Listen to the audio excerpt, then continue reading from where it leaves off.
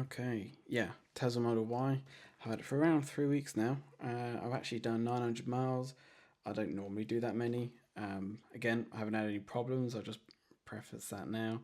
But yeah, I've tracked each cost for charging that it's actually cost me, like Tesla Superchargers, charging at work, charging at home, which is quite little, but I've now got a way. But I'll just explain through those. I'll go through the kind of driving, the autopilot. Um, yeah, and just in the background, there's just going to be some background driving, really. Nothing particular. You see the autopilot being used, and yeah. I will get on to cost, but just want to say the autopilot, the auto steer, the beta. I've got the free version, but it has really been a bit of a game changer, to be honest. There's um, been throughout the long distance. I've done some drives to the airport and went to the coast and whatnot, and there's just been no fatigue from that. It's you can kind of just pay attention to the road, and and the car's gonna get you there. And still, you do have to obviously sometimes intervene in terms of if I want to, I'll indicate and move over to another lane, and my one doesn't have that because I don't have the enhanced autopilot, but it has kind of tempted me. And we've seen in the news, I think Netherlands now got FSD, so I do hope it comes to the UK. Yeah, so just for charging, um, the cost was £76 for Tesla Supercharging, which has been my main source. It's a bit more convenient. I was a bit lazy as well.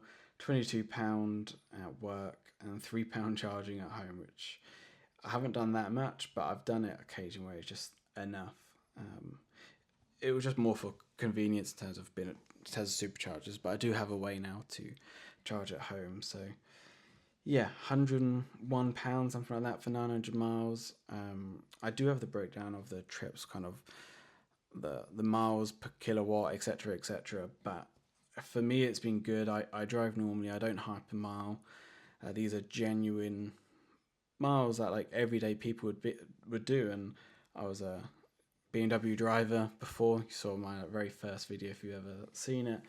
I drive the same, hopefully without that stigma. But yeah, I can't really complain. It's costing far less than what it's going to cost on the on diesel, and it hasn't impacted me at all. So just kind of do a bit more of a breakdown on that. So 900 miles, it equals to around 12p per mile, just from kind of rough calculations, which I think is good. It was less than what my diesel was costing me, and obviously that was prior to the increase of the fuel prices as well. So yeah, 12p per mile.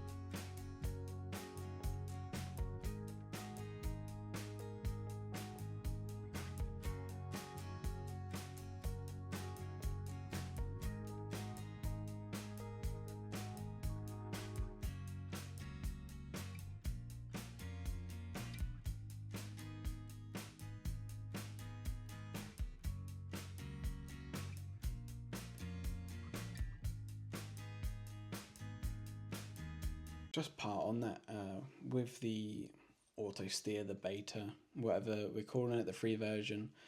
Um, it's in the third lane. We're going along. We're kind of overtaking. We're not speeding. There was a large truck type thing that had actually swerved into our lane, and but it's in my blind spot on my left.